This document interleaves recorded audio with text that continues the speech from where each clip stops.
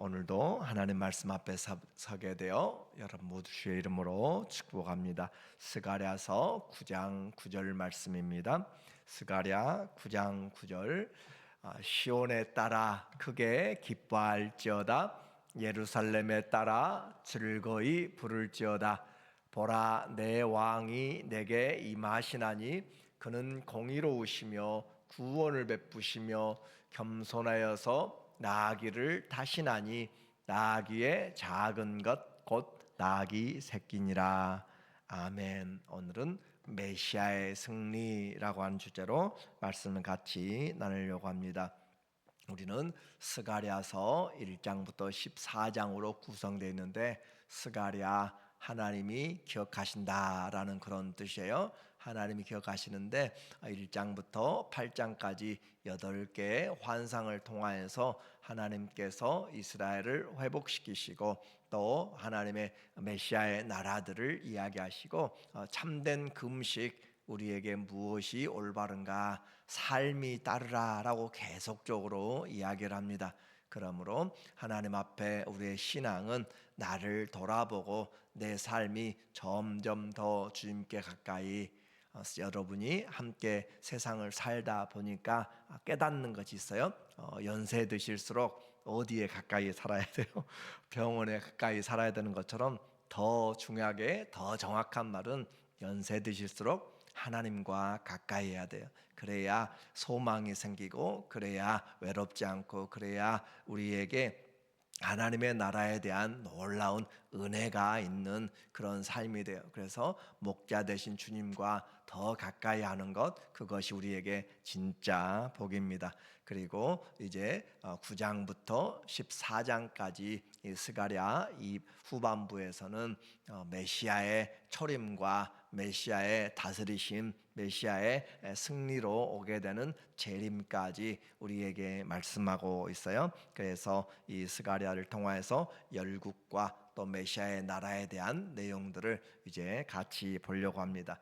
스가랴 오늘 9장 1절에 보니까 말하기를 여호와의 말씀이 하드락 땅에 내리며 다메섹에 머물리니 사람들과 이스라엘 지파 모든 지파의 눈이 여호와를 우러러 봄이니라. 그래서 여호와의 말씀이 내린다, 머문다 그런 표현을 하고 있어요. 마치 이슬이 하늘에서 내리는 것처럼 비가 내리는 것처럼 이와 같이 하나님의 말씀이 내린다, 머문다 라고 그렇게 말씀하고 있는 것은 하나님의 말씀은 절대 그냥 끝나지 않는다는 것이죠. 하나님의 말씀은 하나님의 지혜는 우리와 달라서 비가 하늘에서 내려 땅을 적시는 것 같이 주의 말씀은 헛되이 돌아가지 않냐고 반드시 열매를 맺는다라고 하는 것을 우리에게 강조한 메시지예요. 그래서 이 하드락 땅에 저 하맛 땅에 있는 유프라테스 그 근처에 그 하맛 땅부터 시작해서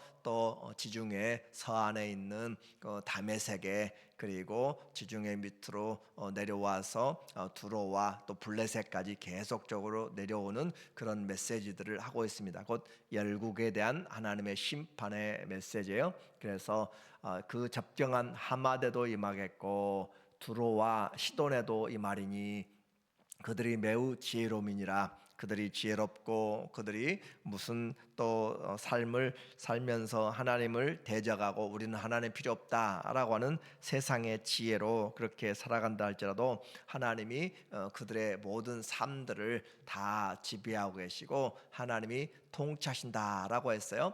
우리는 이 요한계시록 1장 4절부터 교회 7교회를 통하여서도 하나님이 예수님이 곧 교회를 다스리신다라고 했는데 교회만이 아니라 열국도 다스리신다라는 것을 분명히 우리는 알고 또 신앙해야 돼요. 그래서 하나님이 세우지 않으면 다 무너집니다. 그들의 지혜, 그들의 무기, 그들의 견고케 한 것들이 전부 다 무너져 내리는 그런 모습으로 나타나요. 4절에 보니까 말하기를 3절 두로는 자기를 위하여 요새를 건축하며 은을 티끌같이 금을 거리에 진흙같이 쌓았도다. 두로와 시돈은 중개 무역하면서 얼마나 많은 돈을 벌었는지 국제 도시라고 이야기했어요. 그래서 그 두로와 시돈 저 멀리 스페인까지 그렇게 하면서 우리는 에스겔서나 또 이사야서에서도 마찬가지고 많은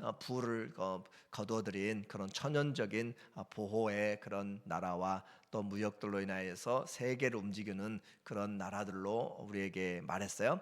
여기에서 요새를 건축하며 천연적인 요새다. 또 요새를 건축해서 정말 무너지지 않을 것 같은 그런 두로, 그리고 은을 티끌같이 금을 거리에 진흙같이 쌓았도다. 은과 금이 너무나 흔한 그런 정도로 부한 강대한 나라, 그러나 하나님이 다 흔들어 버리면 아무것도 아니다. 주께서 그를 정복하시며 그의 권세를 바다에 쳐 넣으시리니 그가 불에 삼켜질지라. 모든 상인들이 다 애통하며 그렇게 망하게 되는 것들을 우리는 여러 번 반복해서 들었습니다.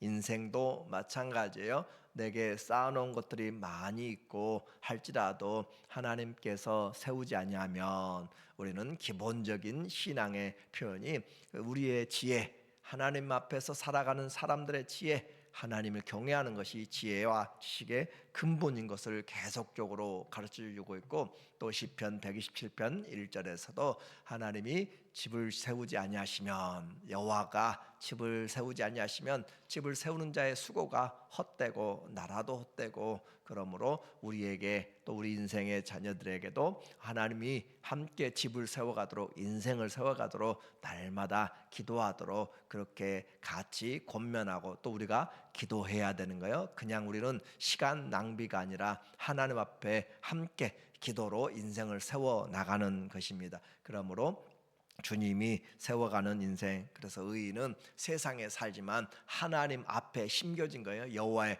궁정에 심겨진 자들, 여호와의 궁전에 있는 그 백향목같이, 종려나무같이 그들이 번성하리로다라고 하는 것처럼 우리는 시냇가에 심겨졌어요. 우리가 세상에서 옮겨서 플랜트 됐다는 거죠. 시냇가에 심겨져서 시절을 쫓아 열매를 맺어가는 것, 그것이 의인의 삶이고 하나님이 끝까지 책임지시는 삶인 것이죠. 이렇게 해서 아무리 우리의 인생에서 세상에서는 잘 나간다 할지라도 주님을 알지 못하면 헛되고 다 바람을 잡으려는 것과 같은 그런 전도서의 메시지들을 기억하면서, 진정한 지혜는 시간이 가면 갈수록 주님을 가까이 하고, 겉사람은 연약해질지 모르지만 우리의 속사람은 날로 주님의 은혜가 강하게 왕노하고 주의 생명과 소망이 우리에게 더 견고하여지고, 그렇게 되어가는 사람은 정말 그 사람은 늙어도 결실하며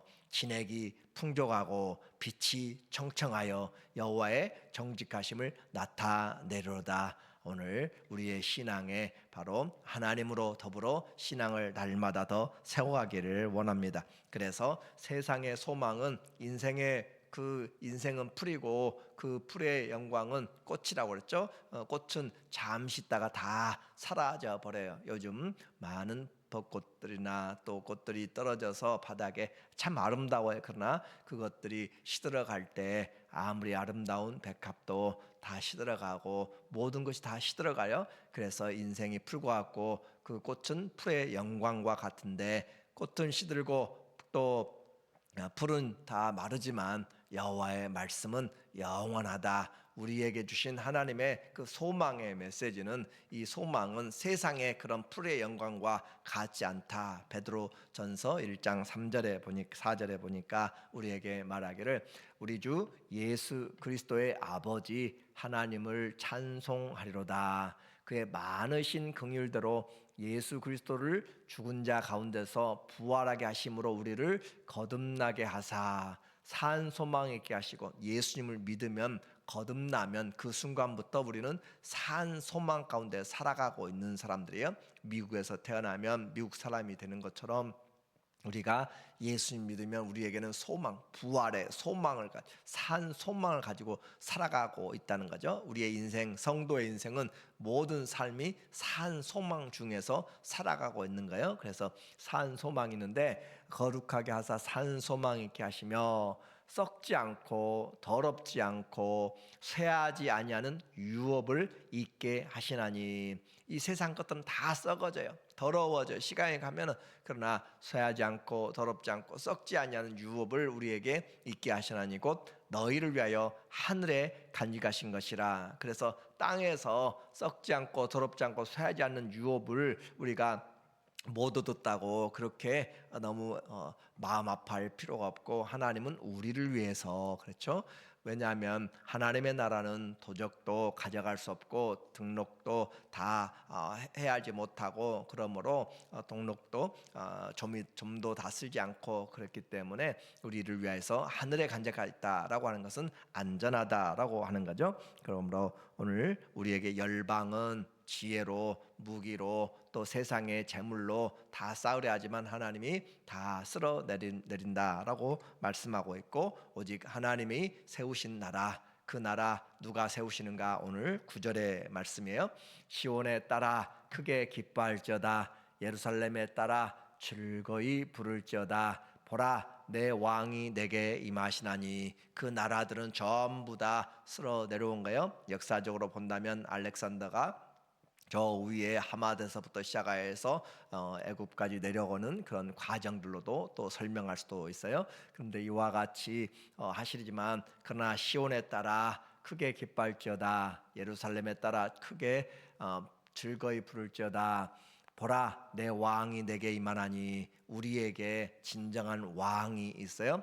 그는 공의로우시며 구원을 베푸시며 겸손하여서 나귀를 타시나니. 나귀의 작은 것 곧 나귀 새끼니라. 우리에게 왕이 계시는데 그 왕이 임하는 것, 이것을 우리는 마태복음, 마가, 누가, 요한복음에서 사복음서 전부 이 스가랴의 메시지를 우리에게 예수님이 예루살렘에 입성하는 마지막 종료주일에 다 인용을 하고 있어요. 그러니까 예수님 오시기 전 400여 년 전에 쓰여진 이 메시지, 이 9장 9절 아무도 중요하지 생각하지 못했고, 이 말이 무슨 말인가 알지 못했는데 400여 년 후에 예수님이 메시아로 그렇게 예루살렘에 들어갈 때 이 말씀이 이루어진 것이죠. 그러니까 하나님의 말씀은 반드시 성취되며, 그리고 그 말씀을 통하여서 우리에게 임하시는데, 그분이 바로 공의로우신 분이시고, 그분은 구원을 우리에게 베푸시고 그 어느 누구도 할 수 없는 구원을 주시며, 또한 그분은 군림하고 하는 것이 아니라 백마를 타고 승리자로 그렇게 나타나는 세상적인 그런 이미지가 아니라 겸손한 왕, 나귀 그리고 새끼를 탄 그런 겸손의 왕으로 우리로 와서 섬기러 오신 분이죠. 그러니까 그 섬기러 오신 그 주님이 공의로우시고 구원을 베푸시고 우리의 왕이 되신다라고 하는 거예요. 그러니까 예수님을 바로 알면 우리는 높아지는 그런 자가 아니라 섬기는 자가 되는 거예요. 우리의 왕인 그분이 섬기는 분이시기 때문에 우리도 마땅히 섬기는 자가 되고, 하나님이 거룩하시기 때문에 우리도 마땅히 거룩을 추구하는 자가 되고, 오늘 이와 같은 주님이 나타나시는데, 그 주님, 그 왕은 평화의 왕입니다. 10절에 보면 내가 에브라임의 병거와 예루살렘의 말을 끊겠고 전쟁하는 활도 끊으리니 그가 이방 사람에게 화평을 전할 것이요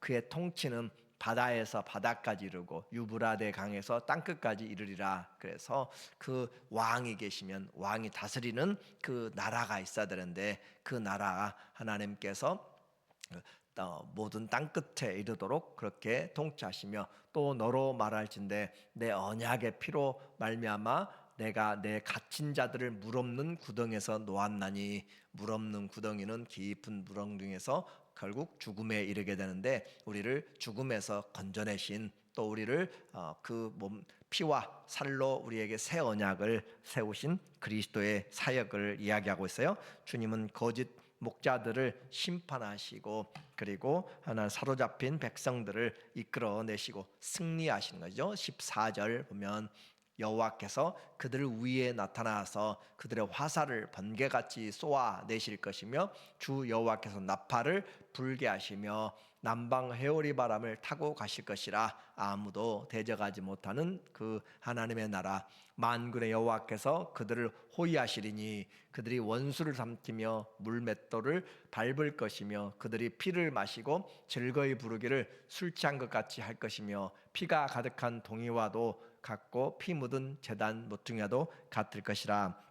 이와 같은 하나님의 구원으로 말미암아 구원 얻은 자들, 그런 사람들은 얼마나 존귀한 자들인가. 오늘 말씀의 핵심이에요. 16절에 그 존귀한 자들, 이날에 그들의 하나님 여호와께서 그들을 자기 백성의 양떼같이 구원하시리니 그들의 왕관의 보석같이 여호와의 땅에 빛나리로다. 그 왕관에 박힌 보석들이죠. 그 보석같이 빛나리로다. 우리는 하나님 나라의 시민일 뿐만 아니라 하나님의 왕관의 보석 같은 그런 사람들. 그래서 그 형통함과 그의 아름다움이 어찌 그리 큰지 곡식은 청년을 새 포도주는 처녀를 강건하게 하리라. 그래서 하나님이 우리를 구원하시는데 어떤 그냥 연약한 자로 두지 아니하고 하나님 나라의 보배같이 그렇게 사용하시며 또 그 형통함과 공급함으로 우리를 신부로 또 하나님 나라의 귀한 자녀들로 이끌어 나가세요. 오늘 이 스가랴의 현실은 불모지와 같고 정말 포로지에서 돌아와 제대로 생활하기도 힘든 그런 모습이지만, 그러나 그들이 상상하지 못했던 진정한 왕이 그들에게 임할 것이고, 그들은 지금은 보잘것없지만 하나님 나라 그리고 또 왕관의 보석같이 그렇게 빛나게 될 존재인 것을 말하고 있습니다. 그러므로 하나님이 통치하신다라고 하는 사실을 그들은 잊어버리면 안 되고 끝까지 이 땅에 살지만 하나님 나라의 소망을 가지고 살아감으로 서로 격려하면서 서로 세워져 가면서 우리가 견고하게 그리스도의 이 몸인 교회를 이루어가면서 살아가는 것은 너무너무 중요한 것이에요. 그 주님이 겸손하여서 나귀를 타고 우리에게 오셔서 이미 이루신 주님, 이제 남은 그 삶들, 예언의 말씀들을 이루고 계시고, 또 우리는 더럽지 않고 썩지 않고 쇠하지 않는 기업을 위하여서 간직한 그것을 바라보면서 하나님은 우리의 삶을 평가하시는데 말씀대로 평가하시고 또 행한대로 평가하시고 공의대로 평가하신다는 사실을 끝까지 견고하게 붙잡고 오늘 우리에게 주어진 생명의 기회에 주님과 함께 주님이 세우심으로 흔들리지 않는 그런 영원한 보석 같은 그런 하나님의 자녀들의 삶이 되시기를 예수님의 이름으로 축원합니다. 아멘.